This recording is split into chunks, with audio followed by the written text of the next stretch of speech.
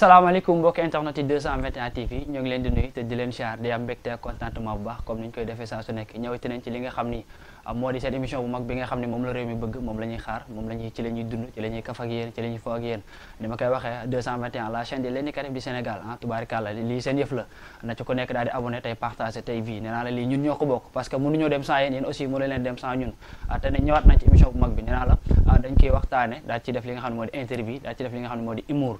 Aujourd'hui on a invité le grand humoriste du Sénégal ki nga xamante ne si xàmmee nañ ko ci réew mi à travers talent bi ko yàlla may mu ñëwaat ci daal di innové waat defaat beneen touche boo xamante ni ñun sax daf ñu xaw a bett te mu nekk jeune am loolu talent dama koy daal di bàyyi mu nuyoo ak yéen mon frère Demba. waaw frère. maa ngi lay nuyu. maa ngi lay delloo nuyu bi. mbaa lépp jàmm.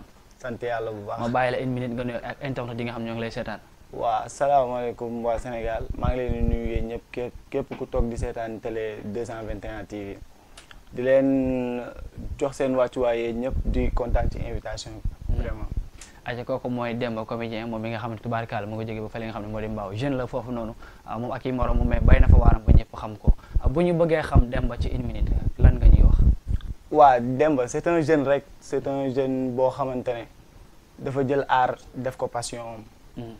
waaw mu doon loo xamante ne amour la ci am. waaw vraiment daal. Demba daal c'est un jeune boo xamante ne jeune bu xeebu la. waaw. ñu gis nga daal di ñëwaat ci li nga xam ne moo di showbiz bi ñëwaat ci humour daal di créé waat beneen touche ci côté style ci côté sañ di oser tamit sa bopp imposer gars yi lan moo la motivé ba ngay def loolu. waaw loolu moom ci yaram bi la. ba pare Seck laa sant. doomu géwël. loolu la yàlla def non du ma doomu géwël mais Seck laa sant. mais Seck en général à majeure partie Seck yëpp ay faramaare lañ. non man nag du ma faramaare man sama xeetu bopp laa ko am man sama xeetu bopp la. xanaa parc an ngeen juddoo yéen. non du parc an ñun ci ay dex lañ juddoo. ñun suñu waa famille ñëpp ñun ci ay dex lañ juddoo. noonu la demee. gis nañu ba tey nga am benn connaissance ci show bi barewul moment bi ku ñu lay wax ci milieu bi te xamuñu la. lan mooy sa secret ba nga am ligne boobu noonu. waaw dama jàpp ni loolu moom ci travail bi la. parce que comme que ñun ay jeunes lañ. te dañ jël humour def ko loo xamante ne tey jii mën naa ne. moom la ñuy dund ci suñu life pour l'instant. te ba ñuy dee bëgg nañ continuer ci loolu. kon donc dañ ciy xar suñu tànk tubéy. lépp loo xamante ne dañ ko war a def pour nit ñi gis ñu wala nit ñi bëgg ñu. dañ ci rey suñu bopp. pour mën a prouver loolu. mën naa ne loolu moo tax gars yi koo dégg waa koo dégg Demba ne waa kooku talent la et tout. job bi la daal. lépp loo gis rek ci travail bi la. ci liggéey bi la wax na dëgg parce que moom mu ngi liggéey mais ba tey dañuy des en dehors de li nga xam ne moo di humour bi ban vie nga am parce que am na ci artistes yoo xam ne ñoom ci humour rek la ñuy xëy ci gont malgré liggéey la mais am ñoo xam ci lañ yem. dëgg la waaw man dama doon def formation électricité nag. mais instant bii nii nice dama doon def stage fële Patisen. waaw moom laa booleeg humour bi may def. fa laay dem taxale et tout. bu ma waree am spectacle fa laay dem coacher fa dara ñëw dem ci close yeeg yooyu noonu. dem gérer spectacle bi. mais show bi metti na parce que tey soo waree def benn prestation yaa ngi laaj sañse habillé lu nekk nga koy def déplacement yi frais de taxi et tout te comme bi demeegul noonu wala milieu bi fayagul loolu nan ngeen di dundee ak loolu noonu. waa sant yàlla rek. sant yàlla rek teg ci di ko dugg di ko lijjanti parce que ay jeunes lañ. dañ koy lijjanti rek di ko ñafe aussi comme que jàng nañ ba pare. kon dañuy jéem a liggéey rek. mën naa ne daal ñu ngi koy taxale daal. waaw di ñaan yàlla gën a yokk waaw. yokk connaissance beeg yooyu noonu pour affaire yi mën a fay parce que jot na mu fay vraiment. jot na mu fay gars yi dañoo sonn jeune talent yi dañoo sonn. dañoo sonn barki yàlla. maa ngi rappelé wu benn année formation bi ñu def grand théâtre gars yi dox nañ grand théâtre ba Géejawaay. déggal li waaw xam nga ne loolu muy lu metti maa ngi nuyu def passage yaali an ñaanku ci la bokkoon ma Ndumbe ci la bokkoon Dett Tubaab Diop ci la bokkoon également Moussa Dieng Maysa Thiam ci la bokkoon ñu doxee grand théâtre ba Géejawaay muy loo xamante ni barki dem lañ fa jaar ñaanku yor otoom dafa dawal mu yàgg rangoo ñi di wadd mu fàttaliku bi mu ko doon dox barki Serigne Béthio nga xam ni àdduna loo muñ mu jeex ba tey dañuy ñëwaat ci li nga xam ne moom moo di ci carrière bi parce que école de formation yi bëri na humour fu nekk lu ko gars yi mën a jànge ci yan école nga génne. waaw nekkoon naa nag benn troupe boo xamante ne mbaaw la nekkoon. ñu koy wax 109 famille. waaw sama benn grand moo ko créé woon fa lañ daan nekk di def ay atelier comme genre. foofu daal mën naa ne jàng naa fa lu bëri ci art. foofu laa mës a nekk. budul foofu moom mësuma nekkaat ci beneen troupe mais foofu moom dëgg yàlla am na lu mu def ci man. parce que depuis que ma nekk fa maa ngi commencé di am connaissance ci yenn yi. mun naa ne daal moo tax ba tey jii nii ma gën ci am doole quoi. donte ni que amaguma ci doole mais ma gën ci pare quoi. di ci dox. tey jii nii ñoo tax ba mu jëlaat affaire yi au sérieux. parce que au début dama ne woon affaire bi dama koy def comme passe-temps nii rek. mais après dama dem commencé di gis. di déglu ak gars yi di waxtaan ak gars yi waaw ñu xamal ma ni ma mbir mi du ay fo. moo tax ma jël lépp te ko suuf jël affaire bi au sérieux. daje nañu Kër Massar ci programme Pape Seck bi maa ko nuyu de passage quartier Samba Dem biñ la annoncé ni Demba ma gis nga gis nit ñi public bi ñu la accueillir loolu lan la lay def. mbégte ak contentement rek. di kontaan ci nit ñi. parce que ñoom bu ñu lijjanti wul woon Demba. wala bu ñu xool woon Demba mën naa ne kon Demba du yegg si fenn fi. kon loolu dañ koy sante yàlla rek. di wax ni que ñu yokkaat job bi. ndax mën naa ne job bi moo tax ba boo annoncé Demba. nit ñi toog di bég wala genre. ñu yokkaat job bi rek di ñaan yàlla Demba Grand Théâtre nit ñi toog waaw ñu annoncé Demba maire yeeg paa yi ñoom ñëpp tëb di yu. ah maire yi tamit dañuy demaale Grand Théâtre. maire yi ñëpp a dem man mii. ma la Demba. gis naa ci say prestation da ngay bu la neexee daf ngay saaga bu bëggee saaga da ngay saaga. soo bëggee loo bëgg wax da nga koy wax. waaw léegi lan moo tax loolu parce que man dama bokk ci humoriste yi nga xam ne gëm naa ne mën nga def humour mu neex nit ñi ree te doo te baat yi du xaw a ñagas mais damay gis ne da ngay imposer saaga ci sur scène bi. non loolu nekkul loo xamante ne comme genre réew lay doon wala genre. parce que parfois dina am ay personnages yoo xamante ne day laaj yooyu noonu. di nga jouer loo xamante ne tey jii nii fi nga ko war a joxee nit ñi. boo deful saaga boobu noonu. amaana. nit ñi ni ñu ko war a accueillir duñ ko accueillir noonu. léegi loolu moo tax parfois day baax. pour nga topp personnage. parce que personnage kese la. après bu jàllee rek jàll na. te damay gis ci public gu Sénégal à chaque fois humoriste bi gën a réew moom la ñu gën a jox cër parce que dama koy gis des fois. damay jékki-jékki man lu mu neex laay def. waaw damay gis ni gars yi nu ñu noo gënee con noonu lay gën a. noonu la loolu mooy humoriste da ngay réew. da nga war a réew. ba pare bëgg sa bopp. parce que li ngay def dañuy jàpp ni que dafa ñàkk fayda. mais est-ce que toog fekk ay nit toog ngay léeb di wax loo xam ne amul fenn loolu tamit ñàkkul fayda. non loolu ñàkkul fayda benn gars yi dañ koy xoolee ñàkk fayda. parce que ñoom nit ki toog di la seetaan. moom danaan yow li ngay def dafa ñàkk fayda. donc yow pour li ngay def yow nga wan ni que lii ñàkkul fayda. yaa koy wane ci sa bopp. maanaam ci sa côté habillement. sa comportement sa lépp. tey jii am na nooy mel toog moo tax humoriste du ñaaw de humoriste day rafet. humoriste bu ñaaw. non man xam naa ci ñu ñaaw de. humoriste bu ñaaw xam naa ci ñu ñaaw Alsane Diaw humoriste. Alsane Diaw dafa ñaaw Alsane Diaw xam naa ko. Mor Xobar dafa ñaaw. man kay boo léegi ma li ma la léegi. Mor Xobar rafetul. humoriste bu ñaaw benn man tam xam naa ci benn. waaw mais moom moo ko teg boppam. Cheikh Mbaye j'espère que xam nga ko te mu gàtt. loolu moom moo ko teg boppam. waa kay nuyu de passage Cheikh Mbaye. Cheikh Mbaye mën nañu spectacle tegle ñetti gramme bu. barki yàlla. Cheikh sama frère la maa ngi koy nuyu. ku garaaw gi doon Cheikh Mbaye. non. di ngeen ko fi am dina fi jaar moom tamit daanaka la macha allah. mais kooku moom moo ko teg boppam. moom moo teg boppam ñaar mais humoriste normal dafa war a propre. parce que li ngay def nit ñi dañ jàpp ni que dafa ñàkk fayda boo ci boolee salté day gën a bon. donc dafa war a propre. su ko defee foo toog wax rek. dinañ ne li muy wax donte ni que ñàkk na fayda mais moom présentable na. c'est ça quoi.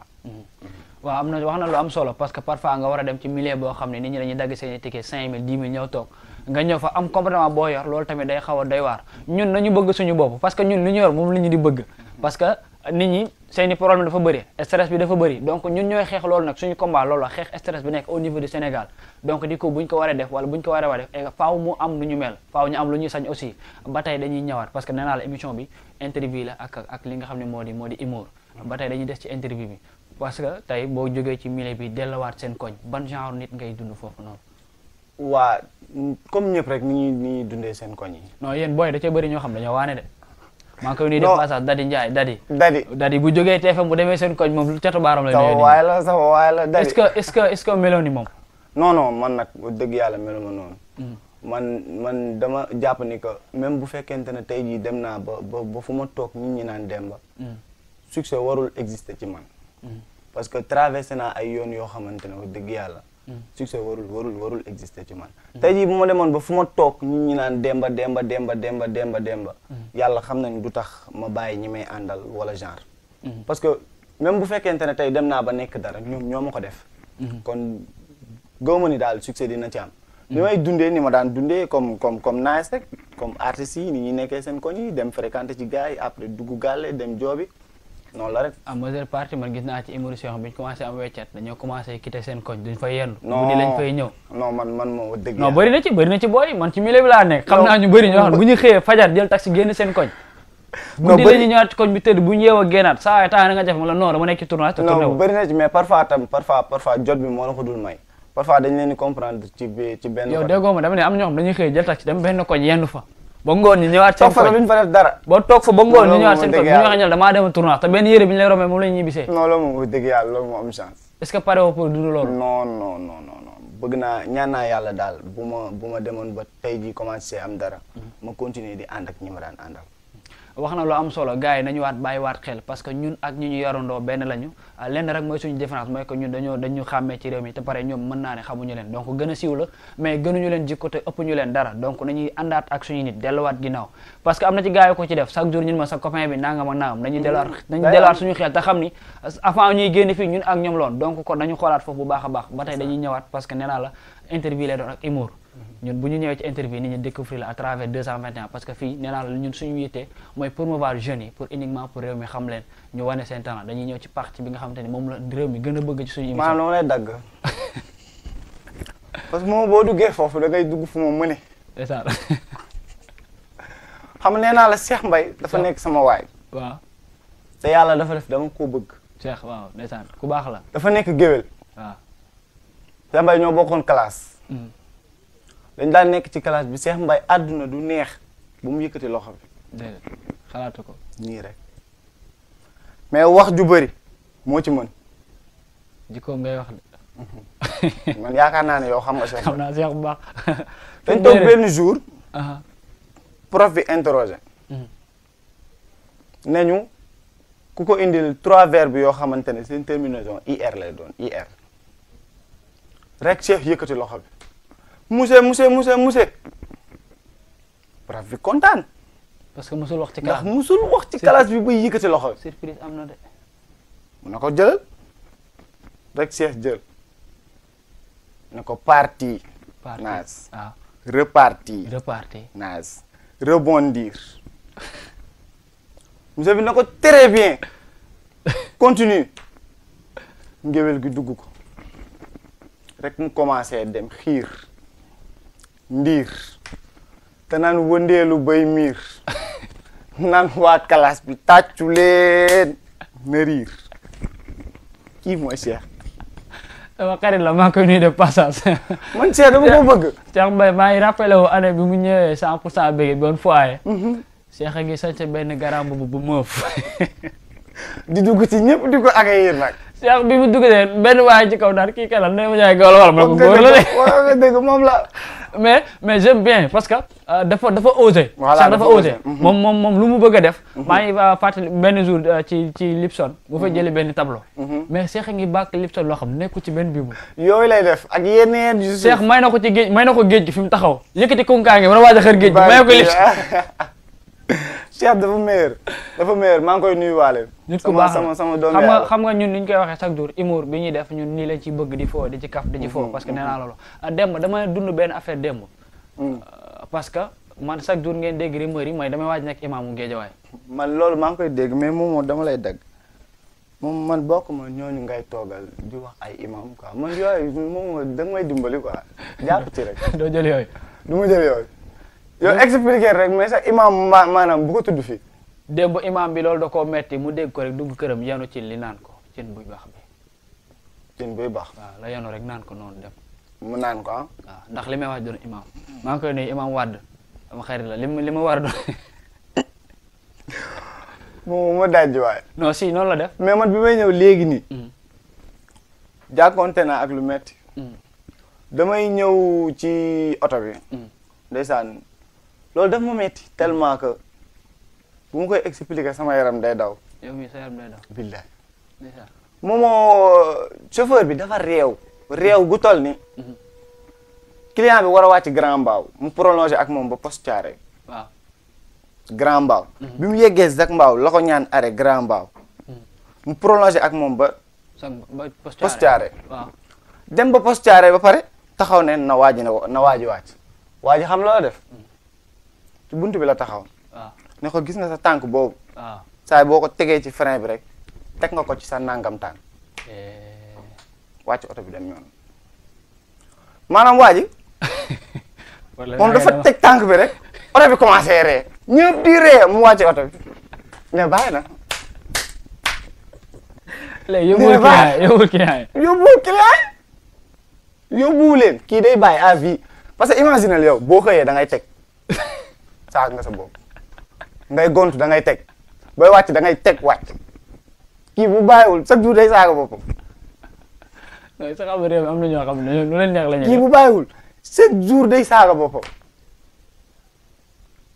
maa ngi nuyu waale Demba Ka sama waay la moom tamit nee naa la tey gars yi duñ doyal. c'est que li may imaginer mooy chauffeur bi waaw dina accélérer ko doyal. dina accélérer parce que kooku yow imaginer yow booy xëy nga teg. mais waa oto bi koy reetaata bi sérieux wuñ. non duñu mën a féeree parce que chauffeur bi moo réew. imaginer ku war a wàcc Grand Mbao nga prolongé ak moom ba poste Thiaroye kooku lu mu dégg na jël moo tax moom bàyyi na. am na chauffeur yi mën a dawal nag dañoo mujjee wàcc dox. am na chauffeur yi mën a dawal Xaadim Kanji jëlee nañu fii dañuy yóbbu Touba dawal ba 4 pneus yi deñ waaw dawal na ba 4 pneus oto yëpp wekkeeku mu continué di dawal ba àgg Touba moom dem na ba àgg Touba soo fàtte ni pneus yi deñ na moom dem na ba àgg Touba. mujjee ngeen yegg Touba. àgg nañ ci jàmm ak salaam yéen lu leen yóbbu Touba. daa direeku oto bi daa direeku. maa ngi koy nuyu Pape Kanji jàmbaara dawa rek lay def moom. Demba Ka moo doon xuloo ak benn olof. di xam nga déggul olof moom. waaw di xulloo ak moom ni que man maa la gën a xam xar. kii naan ko maa la gën a xam xar kii naan ko maa la gën a xam xar. olof bi ne ko maa la gën a xam xar Demba Ka ne ko maa la gën a xam xar. Demba Ka jig saa ne ko woo dimbali ma. waaw olof bi ne tekk di ko déglu mu ne ko man karama nàmpal xanaa kii moo xam xar ku xar nàmpal xanaa kii moo xam xar.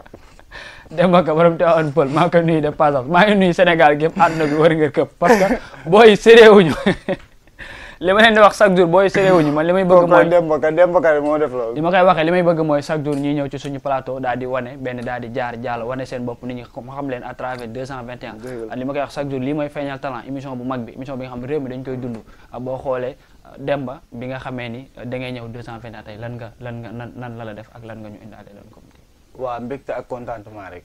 waaw parce que nit ki nga xamante ne daf la woo téléphone. juste pour wane la ci li ngay def. yaakaar naa ni amoo fayam.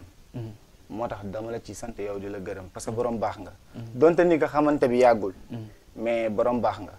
mënoon nga ne que Demba ñoo bokk li ñuy def. waaw na gérer problème am man ma gérer sama problème. mais xooloo loolu da nga xool ni que waaw ay jeunes lañ. te ki la ci jiitu yaakaar naa ni moom moo la ci ëpp expérience. kon damay kontaan bu baax. ci invitation bi. waaw vraiment daal kontaan naa. bu ci kenn dégg ci waxam ji parce que waxi humoriste moom jusul ba ngeen may woo téléphone maanaam mbir mi day toll foo xam ne nit ku nekk sa liggéey moo la yóbbu fi ngay dem donc ku ci liggéey rek plateau yaa ngi fi képp koo xam ne nag da nga toog di xaar ñu invité la da ngay nungoo liggéey. parce que affaire bi naa ci liggéey la toll. lan ngay wax waa Mbao. waa Mbao ñoom tamit di leen nuyuwaat rek. parce que tey jii Demba bu nekkee dara ñoom la. ñoom ñoo dooleel Demba. waaw di xool li muy def. mënoon nañu ne yu fi ñàkk fayda lay def. mais defuñu loolu. waaw ba pare tam sama waa famille. di leen nuyu. parce que ñoom aussi tamit dañuy jàpp ci mbir mi bu baax. parfois da ngay war a dem comme genre spectacle. yaa ma gën a xam yow spectacle yi ni muy demee. du baax. ñoom ñoo la ciy jàppale di gërëm sama yaay. parce que tey jii bu ma demee ba jëlaat comédie bi teg ci tànk wala genre ma jëlaat ko ba dem ne damay am ci lii dara. yàlla ak moom la. parce que moom moo ma ci gën a encouragé na ma defal li ngay def mais saaga du saaga. loolu moo tax ba léegi nii man. ma gën cee teg sama tànk xam ni que lii dama ci war a am dara. waaw di gërëm waa Ndeye Marie aussi tamit. parce que dañ ciy jàpp ñoom tamit ñoo Ndeye Marie mu asos la wala. non du asos loolu koñ la koñ. waaw koñ la. loo yaakaar asos la. asos. te tudd du asos.